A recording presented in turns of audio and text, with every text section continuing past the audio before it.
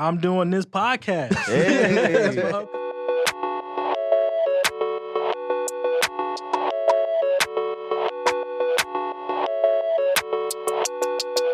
know what I'm saying? That boy Ditto.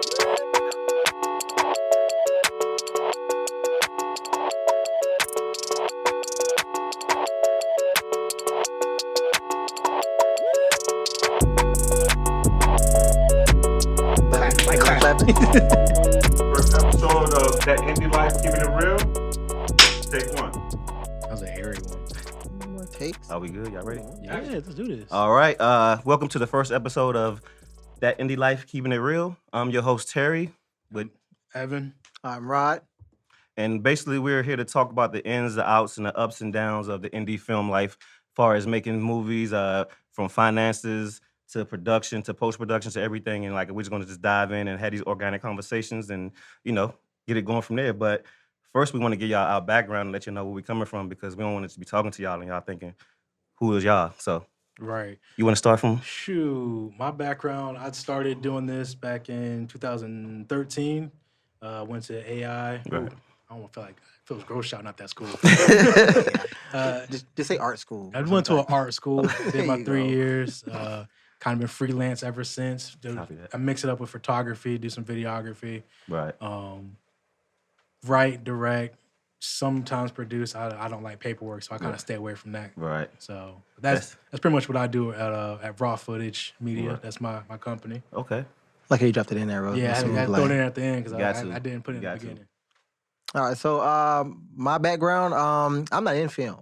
I'm just the guy who can go out there and make some things happen. Okay. So That's I enough. do a lot of producer work. PA, ultimate PA. So I do everything. I put- Transportation. super- I'm also in super PA. transportation. It's super PA. That's trademark, by the way. I own that. What else do I do there? Assistant to the assistant director Oh. at times. Oh. I can write a little bit, because you say you're a writer, but Yeah, sometimes. I I spell my name every now and then. But I guess just my background mostly in film is just getting the project started from beginning to end, but just helping people out, not just having it out there. I don't know how to use on camera. Gotcha. I can get one though. I know a guy. You know a guy. You know a few guys, actually. Well, my background is I got over 10 years in filmmaking. I have associates in digital film, and I have a bachelor's in film. I started off independent filmmaker, of course, is like what the show is about. So I can do anything from the camera op to directing to producing. Like I said, I started off down in North Carolina after I got out of the military. I kind of took the approach from sports, like I played sports. So as I went into filmmaking, I tried to make it as a sport, like when you're practicing and you're looking, when you're trying to get yourself together, you know what I'm saying? So I just kind of had to psych myself up. So I was able to transfer that over into the film life. Even with the military being like Air Force, our stuff is attention to detail. So that's the main part about filmmaking. We all know that is detail. So coming from Air Force to film life, it was easy for me because I was already trained to pay attention to every little detail, which continuity is a big thing. Right. And then, like I said, brought me here to Atlanta. I've been here for maybe 3.5 years. Came up here, got a job with one of my instructors from film school, which is going back to networking. You have your education, but depends on who you know too, because they can hook you up. And I ended up coming out here getting a lighting job and worked on shows like Ozark, Kevin Probably Saves the World, bunch of different shows. The Righteous Gemstones that comes on HBO. So a lot of them shows I kind of worked on doing lighting stuff, and then brought me to here where I met a bunch of guys and we just started going indie for real. So Now you said sports, but you didn't say which sport. Like you kind of smoothed over that. because I'm like Deion Sanders, I can play multiple sports. You know what I'm saying? So which sport do you pull the most when you're on the film set? Field hockey. That was the ultimate shuffleboard. I was thinking about that today, and I think I played point guard in basketball, so that's kind of like directing because you're kind of watching everything and putting everything in motion. And then I actually played quarterback when I played flag football in the Air Force, so that's another position where you're kind of directing. So I was kind of automatically going into that direction without even knowing it, because I was always had to be the person to kind of get things going. So so that's how I kind of translate from any sport, really, you know what I'm saying? Because film is not physical, so you don't really have to do too much. You can go work out and do certain things, but any sport you got to practice and prepare for it and get yourself together and act like you got a game every time you go shoot. You know what I'm saying? Who's trying to lose? Nobody. Right. Exactly. I So think, that's how I look at it. honestly, as far as that analogy goes, that you can equate any sport, as long as it's a team based sport, really, Right. into filmmaking and Right. in that process of, all right, I got to communicate with this department, I got to communicate with this particular person, Right. and it's the same way when you're on the field of any Exactly. sport. You gotta communicate with people, or Exactly. else nothing's gonna get done.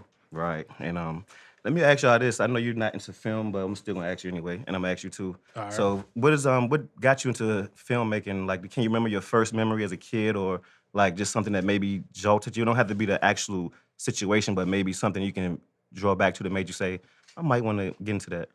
I feel like I was kind of always into film. Yeah. Like when DVDs started having their special features and you got Right. all the behind the scenes of how it was Same. made and going into detail, I was like, oh man, Right. that looks like a lot of fun. That's dope. And I just kind of kept building on from Right. there. I tried my hand in different departments, Right. cart, grip, Really? camera op. I've pretty much dabbled in a little bit of everything, Right. but I fell probably the most at home with camera op Right. because I just like keying in on the composition and really help bringing that story to life. That's dope. Yeah, it's kind of same with me. Is like I was that person that would watch the extras and all that stuff like that, and I'd be trying to get past the movie just so I can see like the behind the scenes or how the camera's set up and like everything that's on the other side of the camera. Like I was always fascinated with what was on the other side of the camera. Like I didn't really care about what was shooting. I was just like looking at people moving around and got audio folks and you got lighting folks, and I was like thought that was so dope, and I was like, how can I get into that? So and it really just got into by accident. So I was doing videos in clubs, like I was it was like streaming like concerts, like live concerts, and it was just pretty much doing cam op. We would just stream it to all the monitors around the club. And then one day my boy was like, "Yo, why don't you do something with it?" And I kind of got offended, like, "What you mean, do something with it?" He was like, we got all this stuff, but there's no end product and nothing like that. So that's when I was like, "You're right." And then that would kind of prompt me to go to film school. And then from there, I kind of just started rolling because I took it as a challenge. Like he was like, that song called "Jumping Out the Window" was out at that time. Y'all remember that song? Vaguely. Jumping out the window. Oh. Anyway. You see my face, right? You see my face, right? Anyway. Okay. I forgot you the not black white man, so you definitely don't know it. What the hell is this? Jumping out the what? All right, But come on. anyway, but use that analogy as like, saying taking a leap of faith. So that's what, we took that song and throw that because I was like, you kind of sit back and wait for too long. You don't really know what you're doing. I just like, he threw that to me and I was like, you know what? I'm just gonna do it. So I just looked at schools and I just ran forward and all of a sudden, I just kept going. So it's like you kind of can visualize yourself into certain places sometime, and then Right. eventually, like I visualized myself going to Full Sail. And I didn't know no way I was gonna get there because we all know the expenses and how much it costs, and it's in a whole other state. And I just used to visualize that stuff all the time. And then when I was in school, I was like, damn, I'm down here at Full Sail. Like, how did this shit happen? Like, you know what I'm saying? Right. So it's kind of crazy how things can happen like that if you really like put your energy into it. So Yeah, I wish I had pushed myself to go to Full Sail because I was definitely on my one of my first choices when I was Yeah. looking at schools. right, It was between that, SCAD, and Scales on nobody's list. SCAD was on the list. Los Angeles Film School, New York Film Academy. right, Like the big ones, all the ones that are out of state. right, But I wish I had pushed myself to go to Full Sail because I've heard yeah, all the stories of Right. what in detail you learn as far as whatever industry right, program you take at Full Sail. It's exactly. 24 hours. It's It is. nonstop. It's crazy. It's actually being in the industry before you get out Right. there. So Yeah, I call it the X-Men Academy because it's like you learn the So many- superpowers yeah, while you're so there. many Like, you know what I'm people. saying? What about you? What kind of got So you into so look, film? so you No. guys' level of film is different, Right. right? Because y'all know about the cameras, the equipment, things like that. I Right. went from being, I guess, forced into being an actor Mhm. because if somebody throws the camera up, I'm ready to go. You Because the ready to camera's go. my best friend. You know, Right, right. I'm not going. I don't want to be an actor, but if somebody needs an extra, Right. you know, You do what you gotta I can do. learn 3 lines real quick. You know, 4 lines is a wrap. yeah, though. it's it. You know, I'm not. got like- What is SAG? I'm not SAG yet. But, He's got um, like 8 extra credits in 2020 alone. Look, just I'm kept the throwing best, them in there. the best extra out there, right? So, but then, I have a huge marketing background, so I like Okay. to see, visuals, things get out there, people making their projects happen. Right. How can you sell it? Being a Right. salesman is something I've always liked to do. It's just, want to Right. sell anything to anybody, right? And Yeah. sometimes, there's some projects out there that people need to get moved. You put all Right. this time and effort into it. Well, that put me into the producer role. Right. Helping the project get funded, getting locations, getting the crew together, Right. all that kind of stuff. I took back from my military background, brought it here, and say, okay, well, I can definitely hop in and be an actor if needed. But Right. if somebody needs to talk to some people, because no offense to some of y'all camera operators out there, but y'all don't know how to talk to people.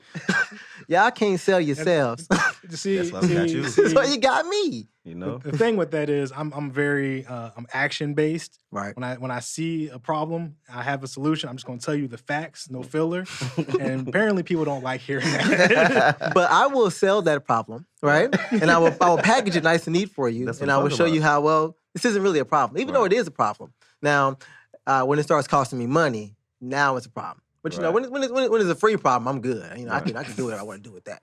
But Yeah. whenever that- things start getting costly, Right. And see, that brings me almost to an idea I was thinking about, like filmmaking is almost like the military. You have all these different departments, and actually, a lot of people that's not in the military, they think everybody, like Air Force, they thought all I did was fly jets or worked on planes. But or they sit didn't down in real- a chair all day. I mean, we ain't talking about that. But basically, like on the outside, everything that you do in a city is what you do in the military. You have somebody that works at the gym that hands out basketball, somebody that cook. So it's like you can take a skill that may not be necessarily for the military or necessarily for filmmaking, but you can actually find your way in there. Because if you was a cook in the military, you can catering. You know what I'm saying? Catering, so yeah. it's like if you worked on services and did this, now you PA work and different things. So it's like I always kind of related those together, where it was like these different departments coming together to form one union. You know what I'm saying? Yeah. So, I mean, we always talk about everyone has to be able to know how to do everyone's job on set, but it's like, it's always good to just learn new things. Right. The company I work with, Chainlink Media, we have I have a chance to learn a lot of new equipment that comes out. Different writing styles, just shooting in Right. general. Because I Nice. mean, I know there's times when I'm on set and they're like, "Hey, what do you think about this?" I don't Right. know. I'm not here for that. Is it gonna work? I mean, but That's all you can bring. Yeah, but- hey. But that's the key thing though. Like that's why I always try to tell people on my crew is like, no matter how small your role feels, it's a big deal. Especially for me, like a producer. Like I look it down to the very last person, and they're pretty much as important just as me. You know what I'm saying? That's how I look at it, because it's like I'll jump and pick up some trash or hold a door, or you know what I'm saying, or stand out in the street to stop traffic. You know what I'm saying? And so when I see that, it's like if they wasn't there, then we'll have some problems, because now anybody can walk in on set if we shooting in a studio. If there's not nobody out in front. You know what I'm saying? So all these things is really key. Like, you know what I'm saying? So it's definitely important to try to let your people know that it's a team effort. Like, like don't make it feel like this is my project or this is my film. This is our film. We got this going on. You know what I'm saying? It should never. I never felt that an I mentality should be a thing on a film set, because if you're there with a group of people, all of y'all contribute to the end product of that film. Right. So there should be no, whatever level you're at. Oh, I do this. I do that. I know we are doing this. Right. We are doing that. So Right. we can get this project done. Yeah, exactly. And I mean, I even started to try to take if out of my vocabulary. So I Yep. catch myself, and when I That's say a if, hard I just word. stop it. I just like, you know what I'm saying? So that's just a lot of things I'm trying to practice, because we know indie, it's a little bit different than corporate, like, or the industry side. Like, we really have to work to make something happen. So I try to be as efficient as possible, like, you know what I'm Efficient, saying? yeah. And, because we don't have big budgets to call somebody, hey, I need this prop or I need this light. We have to like source it out some kind of way and Yeah, figure it call out. somebody, right? Exactly. So I mean, I'm always down for bartering. I know I have access to things. And Right. That person has something that I need. Mhm. And hey, I can shoot you a 30-second whatever. That's people don't realize that for some people that goes a long way when it comes to their business. Right. And in the indie film, it's like, or in indie life, when you have your small business, especially with COVID, everybody's taking a shift. Right. So it's like where you could afford to pay $500 or $5,000 for a good 30-second to a minute Right. commercial. You only got $500 to be able to just get somebody to come out with a cell phone, and hopefully they can do a nice little edit on Right. that for for you. real. But just being able to offer that to somebody goes a long way. Where it's like, well, I know my company's gonna need something to show somebody else, so I can get a much bigger fish. Right. So it's like, well, I'll take a hit. Right. But then, like I said, whenever it starts costing money, when someone takes advantage of an indie filmmaker or just someone who is in indie entertainment environment, Right. that's when it's like, okay, you saw I'm out here trying to help you, Right. and you took advantage of me. Yeah. So Got to watch out for that.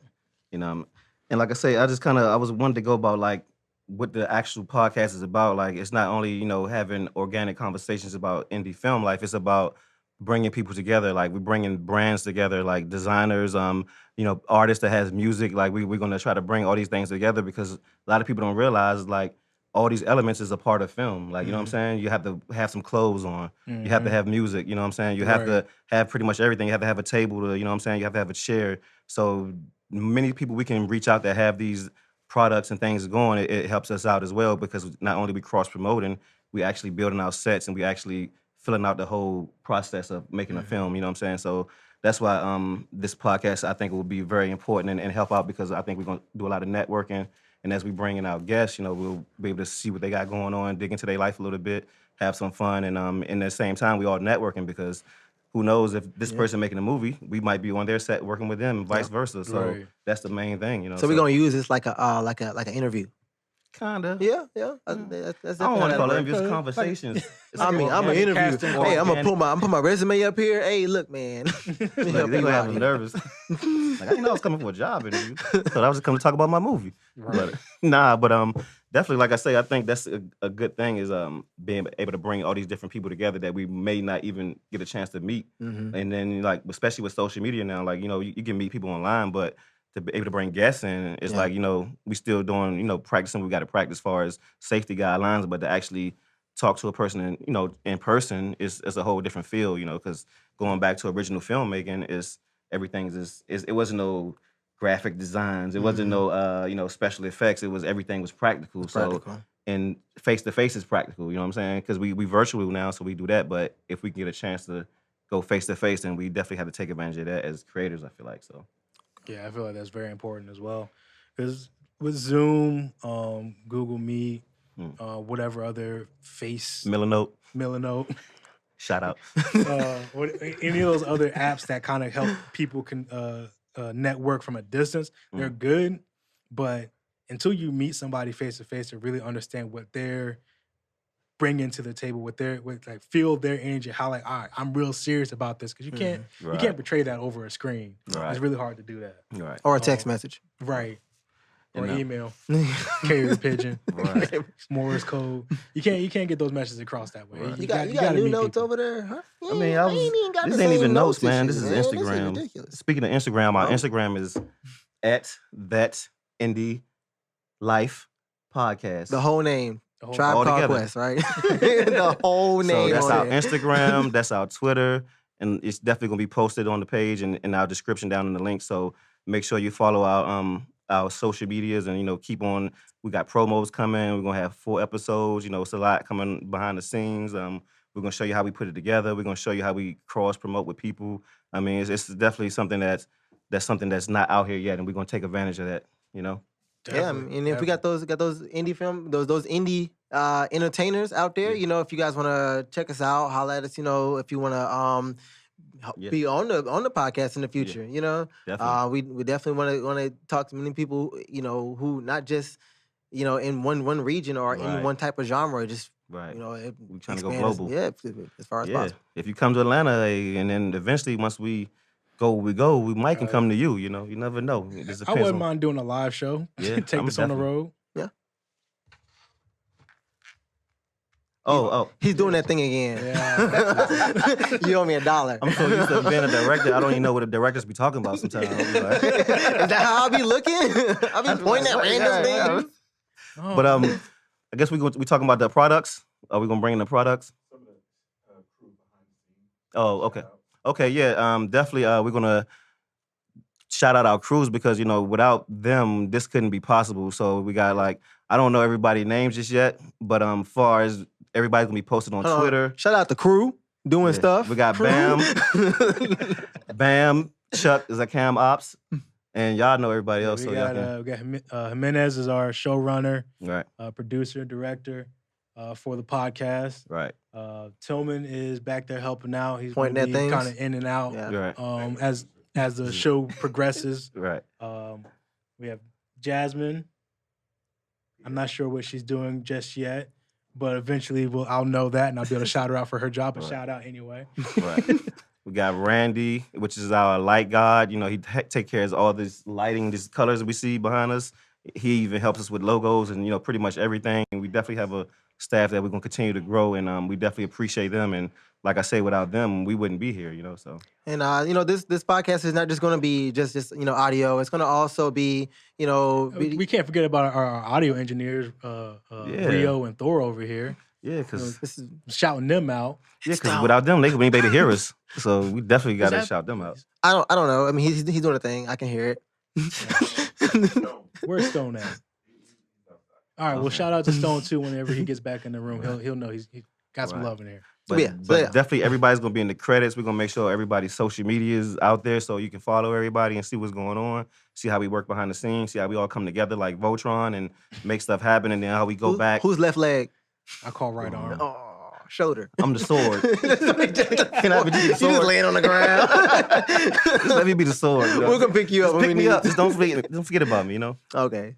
But yeah, like I say, we just trying to make it all happen, and you know, like I said, I'm definitely thankful for the opportunity to talk to folks and kind of, you know, let us, you know, speak about indie film life, because this is a lot of things that goes on. A lot of people don't know about. You know, sometimes they see the fun, sometimes they see like us just running around and look like it's no work, but they don't realize how many hours went pre-production before you even stepped on set. Meetings for meetings. That's all I gotta say. Yeah, and then, I've had a meeting about a meeting that we had about another meeting.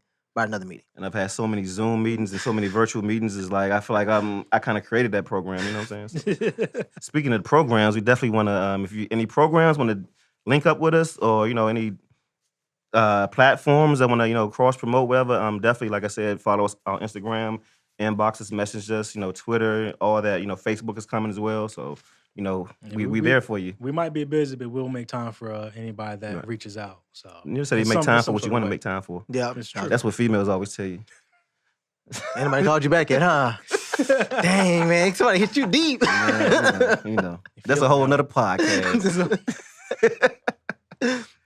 But yeah, I think we're gonna go ahead and wrap it up. You know, this has been the first. Ooh. Oh, okay.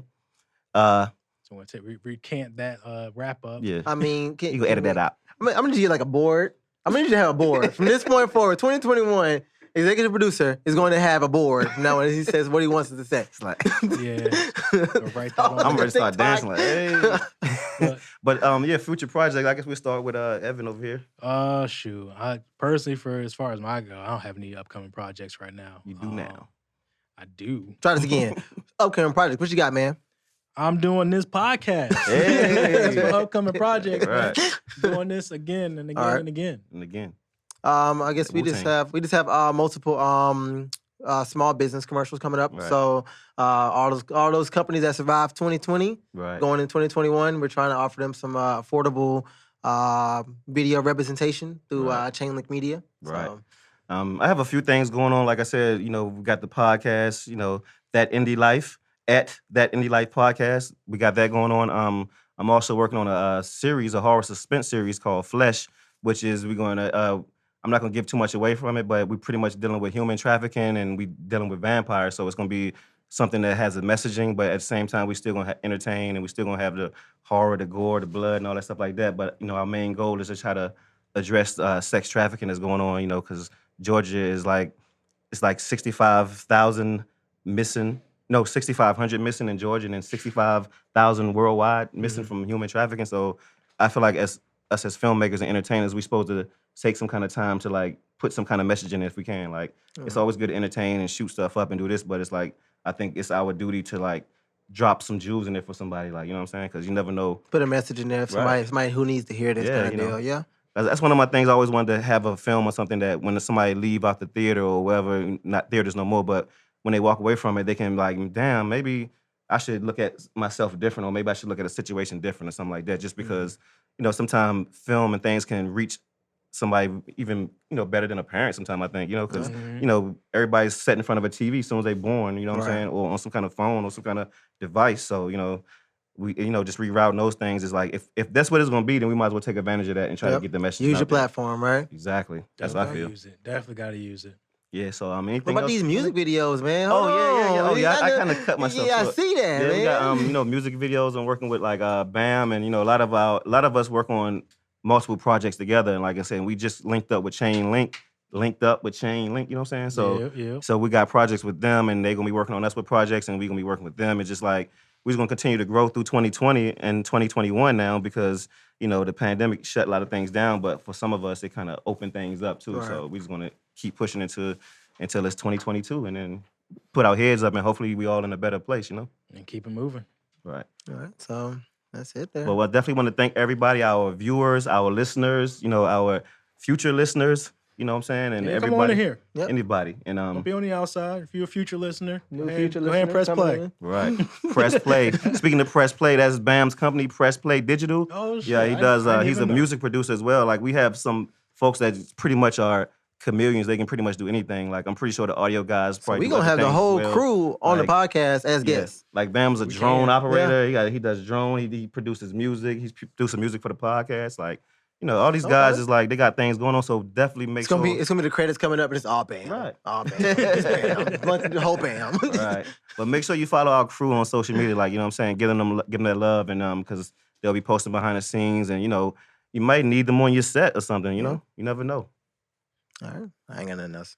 All right. I'm That's good here. it. This is episode 1, our inaugural episode. Yeah. And we're That's gonna that, keep it that's that moving. indie life right there. That's it. Can we get I guess we ain't ready for a round of applause, but I was gonna say, can we get the round of applause like the other podcast? But don't worry about it. We'll I work got, on I got my that. sounder We'll over work on here. that. We'll work on Little soundboard. All right. All right, guys. That's it. Peace. Peace.